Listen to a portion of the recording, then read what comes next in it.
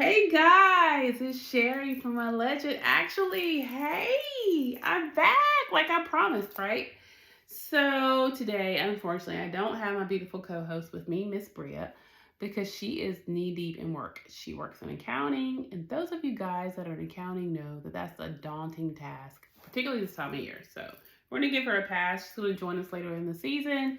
You'll see her. She's gorgeous because guess who she is? My daughter. Yes.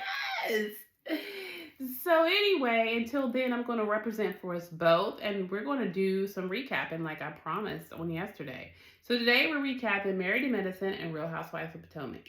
So we're going to kick it off with Real Housewives of Potomac. So the show starts off with Miss Ashley. I love the fact that she has her own home. That's great, right? I don't love that Michael is still like financially tied to it in some way. I mean, she's made it known, even at BravoCon, that she's the only one on the deed. But let's be clear, ladies. She wants him tied to it because if financially she can't do it, then Michael can step in and help out. That's not full independence, ma'am.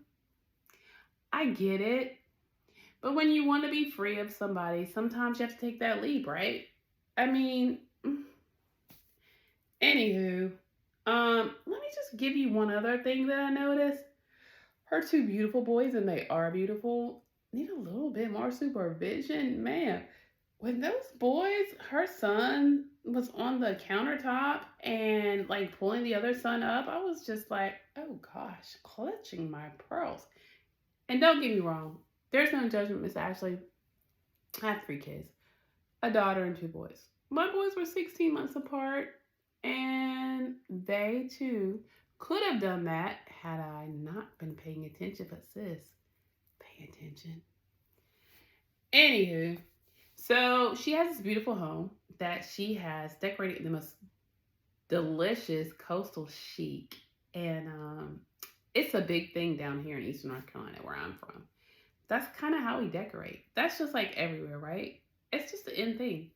So she does, and it is freaking designed.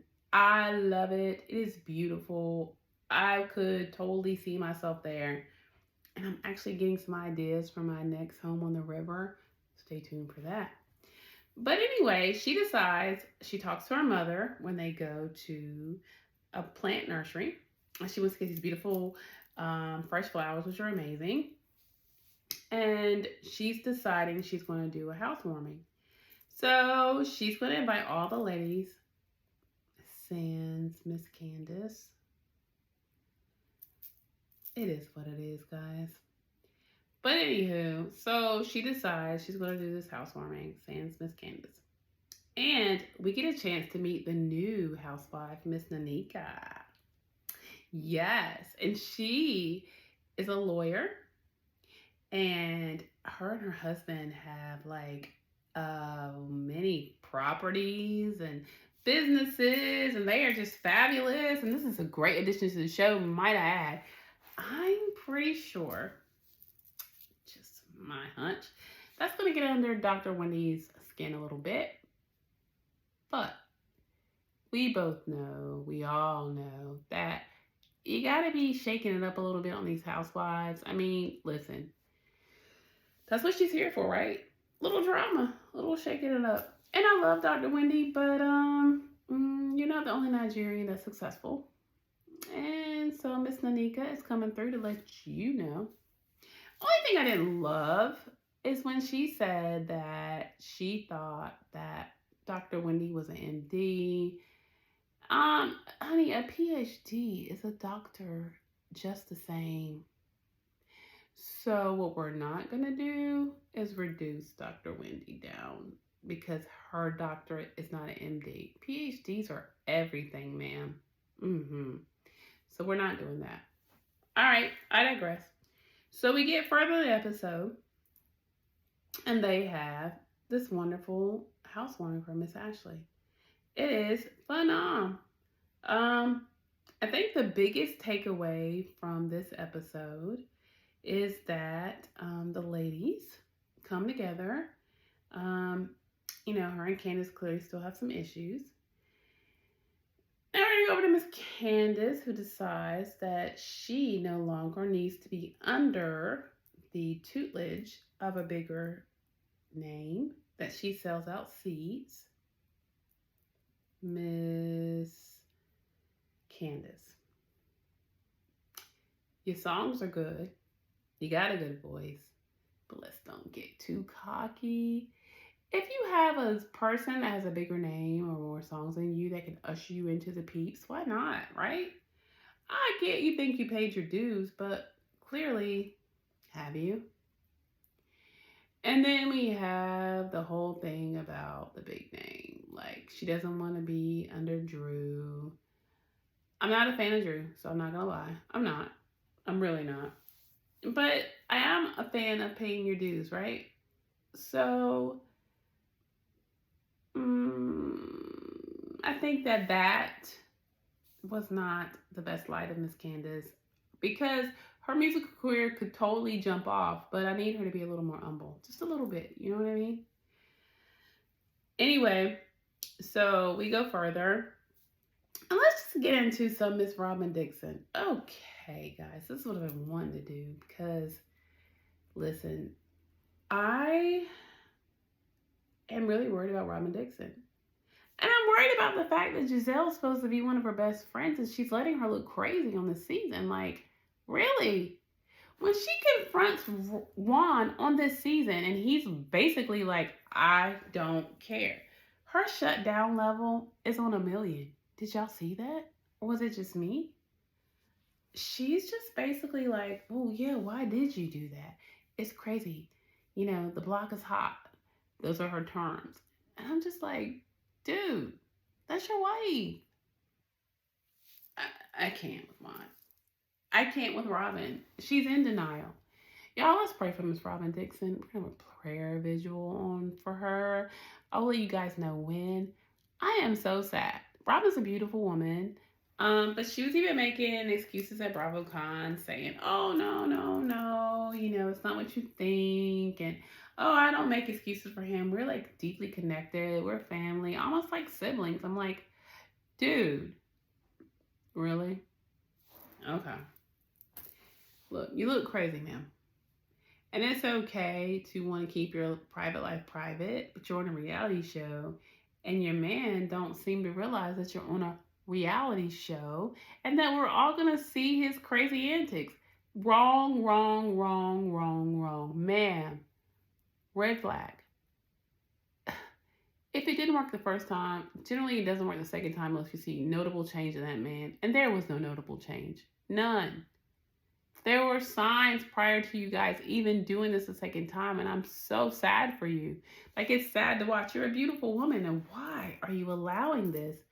I'm perplexed. Anywho, moving on. Let's just say my takeaway from Real Housewives Potomac was that it looks like it's going to be a decent season. I think that the main thing that we're going to be really focused on, unfortunately, is the Robin and Juan thing, sadly. The Nanika and the Dr. Whitney thing is going to be a thing, which is still sad because I don't think two Nigerians should be going at it. Success is success, right? I'm Nigerian blood. Go, ladies. Anywho, that's kind of crazy. Nonetheless, let's move on to Married to Medicine. Yes, ma'am. So, the addition of Sweet Tea, I think, is very good for the show. I have listened to the blogs, and I know that Miss Dr. Heavenly brought Miss Sweet Tea through. I saw the interview with her and Carlos King, and I get it. As a producer credit, she should. I mean, that's good TV, right? Because technically Quad is not Married to Medicine, right?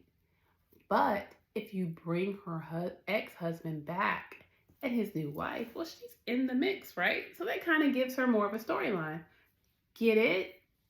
Gotta be tough, though.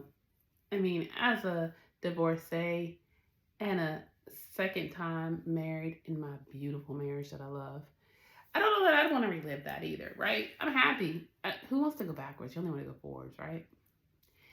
Anywho, it is what it is. Sweet Tea is good for the show. She really is. She's young. Um, what I did not love was that the ladies came, Phaedra, Toya, they came through for her, um, and another friend of hers, by the way, we'll get into that because of what they divulged in their friendship and their connection, right? But so they go to watch Miss Sweet Tea get ready to start trying on wedding dresses because the wedding at this point I think it's like a couple weeks away or something like that. And then so they're there together. The disparaging remarks on her body. Now listen, ladies, I get it. I get it. But I don't think that's cool. Women need to stop body shaming other women. We need to stop that. We need to stop that. Okay? But I think that she looked beautiful in her dresses, honestly. I mean, Dr. G is like 20 years her senior. He's going to be happy no matter what she comes out in, guys. Really? At any rate, there was a little shade thrown there. But the takeaway from that was her dear friend that was there with her talked about how um, they shared a connection via an age gap website, meaning those a support group for those that kind of had a thing for older men, women, I guess, whatever. Um, Keep in mind her age gap and Dr. G's a good 20 years. That's an age gap, okay?